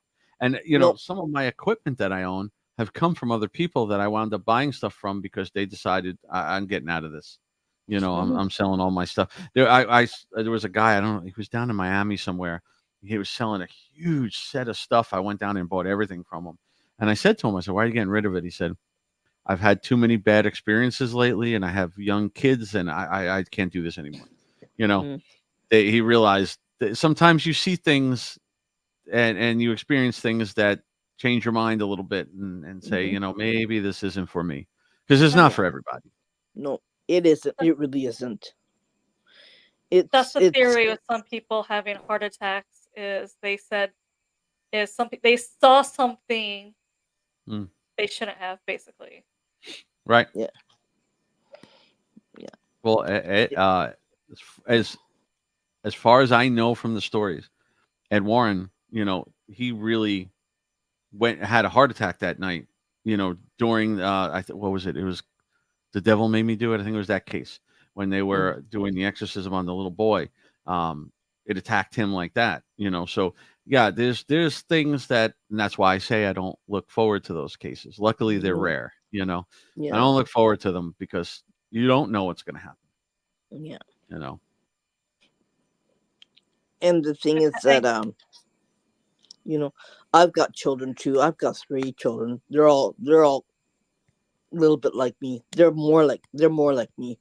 And that's yeah, clairvoyant. they all see things. They all see things too. I was like, you can't say But like me, Ari. yeah, okay. They're a little bit yeah, okay. They see a lot of things like me. And uh they have a barrier where they'll go if they have to, but if they don't, they won't. But it's really not for everybody. Right. And and people say, well, I got children, I don't know if I want to do this. I don't know if I want, I can see spirits, but I don't know, I'm scared. And I said, and sometimes you say, yeah, well, if you don't want to do it, then don't do it. Please don't. If Right. you're Right. scared Right. about it, don't do it. But yeah, but I didn't have a choice. Either I do it and live, or I don't and I die. So I Right. didn't have a choice. So I did it. I did to live. And that's where I am right now. And you know what? I'm not scared of anything anymore. Um, I can go head on with it, and it doesn't bother me. And It is. it's just the person. It's just you, you know. Yeah. Yeah. Yeah. And but it really isn't for everybody. If you Right. if you if you gotta if you're not strong in here, Hmm. say, yeah, don't do it. Just don't do it. Right. Right. Clairvoyancy runs in her family, though. Her kids Yeah, Oh yeah. are, she is, her mom was, she thinks her grandma was. yeah. So, Mm. my oldest son is really he's seen a lot more than he wants to, and that's why he doesn't want to do it anymore.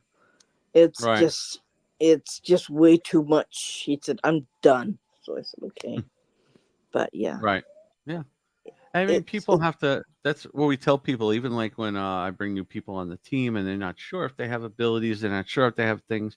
Tell them, get a mentor, get somebody that yeah, can teach you how to ground yourself, yeah, how to set boundaries, or else you'll be all over the place. Like yeah, with me as an empath, I'll be honest with you. I like if somebody came to me and said, "Oh, mentor me in as being an empath and how you control it." I would have no idea how to tell them that because I don't yeah. know Yeah, how I do it, to be honest with you. Mm-hmm. But yeah. I can You, shut it off completely. yeah, Luckily, I can because mm-hmm, when I go to like let's say, MegaCon and I'm standing there with 500 people in the audience mm-hmm, that probably half of them have a million things going on. If mm-hmm. like I said, I could feel the emotions. If I had to sit there and feel the emotions of those 500 people in that room, I'd probably lose my mind. So luckily I can tune it out without even really knowing how I do it. Yeah. But The only thing difference is you can tune it out. But for me, it's 24/7, three hundred yeah, sixty that's five days different. out of the year. Yeah, Yeah. and I mean, I can't even go outside anymore. I don't. Mm, Unless I'm with my husband, I don't go outside because Tokyo is nearly 100% haunted. Okay. mm. I And you don't have to go far to see anything haunted. Right. You don't need a convention to see or to say, hey, you want to go to this haunted place that's over there? And I go, nah, it's right here. It's right I, outside my front door. Yeah, so you don't have to go yeah, far to find anything. And it gets pretty hairy sometimes, right? right. It can be dangerous. My husband got hit by a car, Mm, and he didn't know mm, why. I didn't know why, and I found out there's this guy who was murdered, and his body was dumped. And I know where it is too. I don't know exactly where his body was dumped, and I saw it. And he haunts people, and he comes out and he says, "Okay, you're gonna get hit by a car. You're gonna." And then my husband, fortunately, he was okay, but he went to the hospital. He had to have rehabilitation on his foot. He's okay now, but mm. a That's good. guy afterwards was killed on his bicycle. Hmm. Same And area. yeah, same strop, same place, and he paced underneath the lamppost. He comes out when he wants to.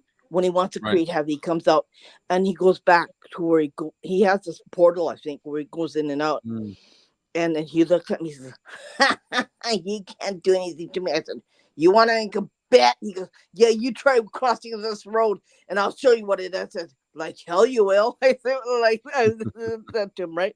And then he just made the hair on your arm go like this. right. I had a friend who helped me calmed him down so he doesn't do this anymore. But he's still, I can feel his energy still there, and Right. yeah, Right. Well, and unfortunately, the person who got hit by a car on his bicycle in the same place died. mm, And he was taken to the ambulance by the hospital, and it was in July last year. right. Yeah, and You know. it. You just can't. Sometimes you can't control it, right? Right, right. Amanda, touching back on what you were saying about you asked before about Do I think some of the people might be misdiagnosed with things? And Yeah. you know, one thing I do believe is I believe a lot of people that have social anxiety have abilities that they don't know. And I Yeah. think, I'm not saying everybody, but I believe No. that a lot of that, they don't realize what they have, and that's what's causing them social anxiety. Mm-hmm. You know, oops, sorry. They're they're not going out and interacting with people because they're picking up on their emotions and their energy and Yeah. things, and they don't know what it is. I Mm-hmm. definitely believe that one. I mean, you know, there's a lot of people I know with social anxiety, and I think Yeah. some of it is definitely abilities that they don't know Yeah. And or they don't don't know how even. to contain. Yeah. They don't even think. They don't. They don't realize it themselves that they can see things, but they think there's something wrong with them, or they think, oh yeah, my head's messed up, but it's probably not. It's probably because they can really see things, and Or Right, they feel things. Yeah. right, it's sad because there is no place that you can turn to that could help that person. Hey, I can understand you, I can see you, I can see what you can see, and right. W- they just don't Well, have it. I'll tell you one thing for anybody out there who is, you know, curious about their abilities or looking for people to help them and guide them.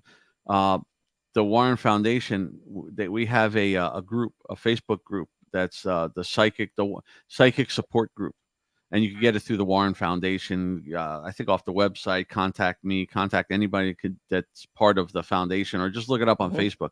Um, Yeah. it's a psychic support group where people can get put into the group, and you're connected with thousands of people. You know that are they're not just anybody. There's a lot of people in there that are very very well educated and gifted psychics and stuff that go in there and they help people. They help them. Yeah. It's not just about going in and doing things. They do. Kelly knows about it.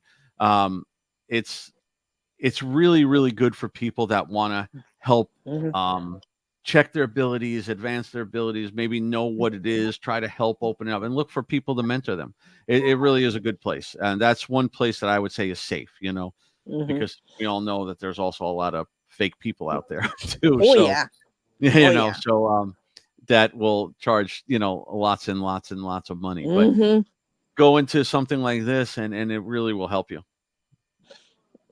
I believe that, because I think there are some people out there that really don't realize it, really, or even afraid to even know that they have this ability, and it scares the hell out of them. I think Right. that too, right? Yeah. I know that when I started having my abilities and I started learning and I started getting stronger, yeah, I had to keep my mouth shut a lot more. I don't tell anybody. Like Amanda, she knows who I tell. There's only Right. two people that I know in my neighborhood that I tell.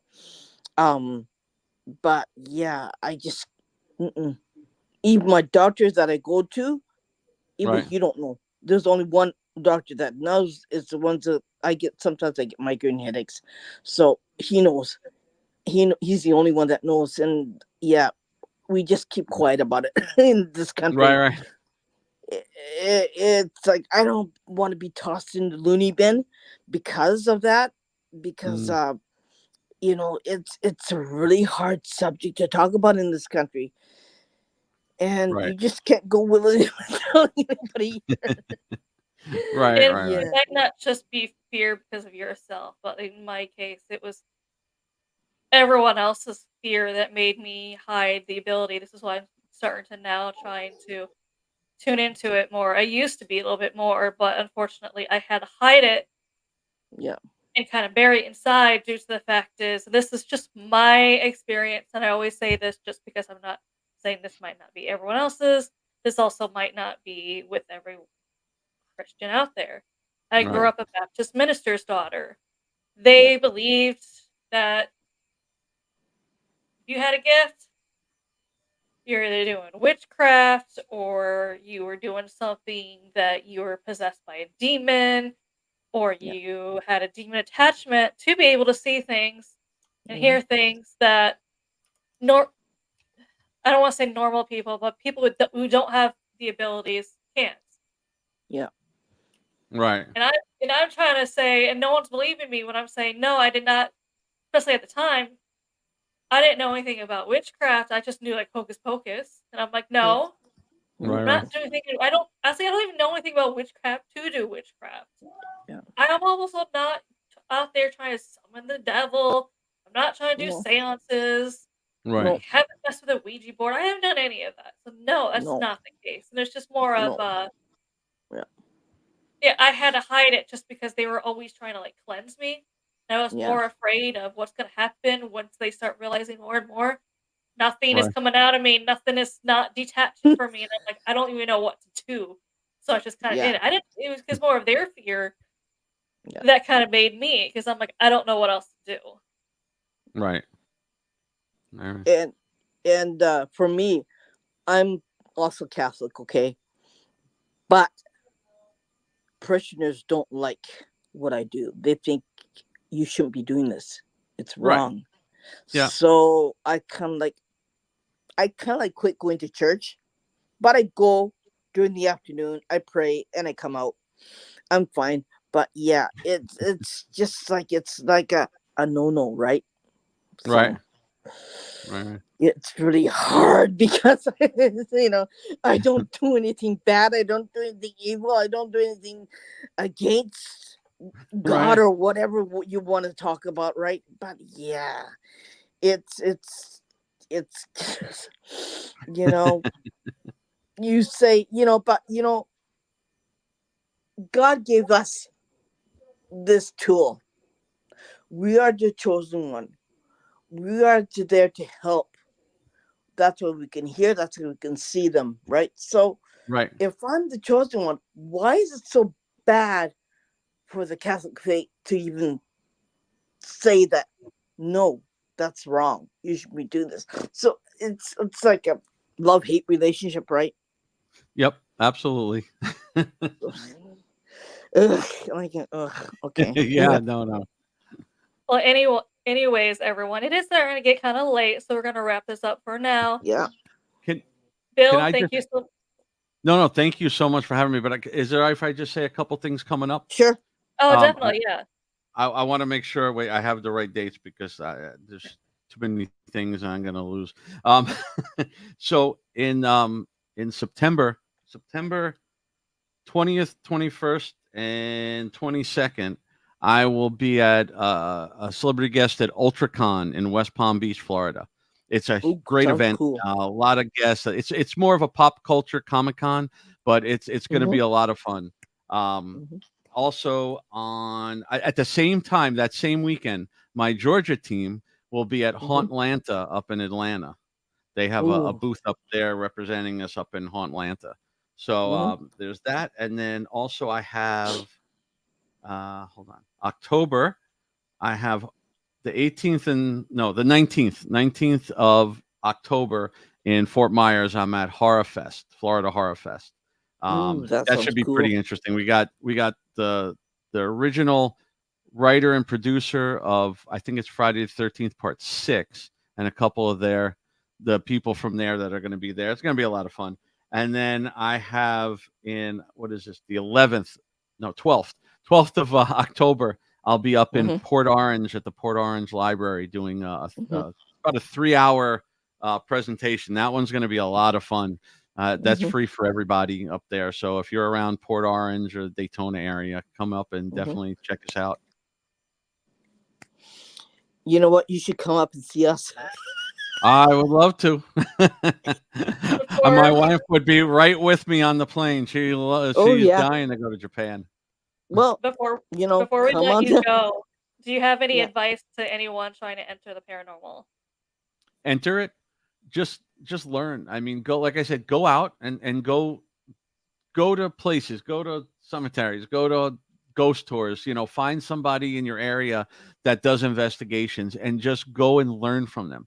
Like I was Yeah. saying before, if you're going to use equipment, learn what the equipment does, learn what triggers the equipment in false positives, and also learn about how to understand evidence.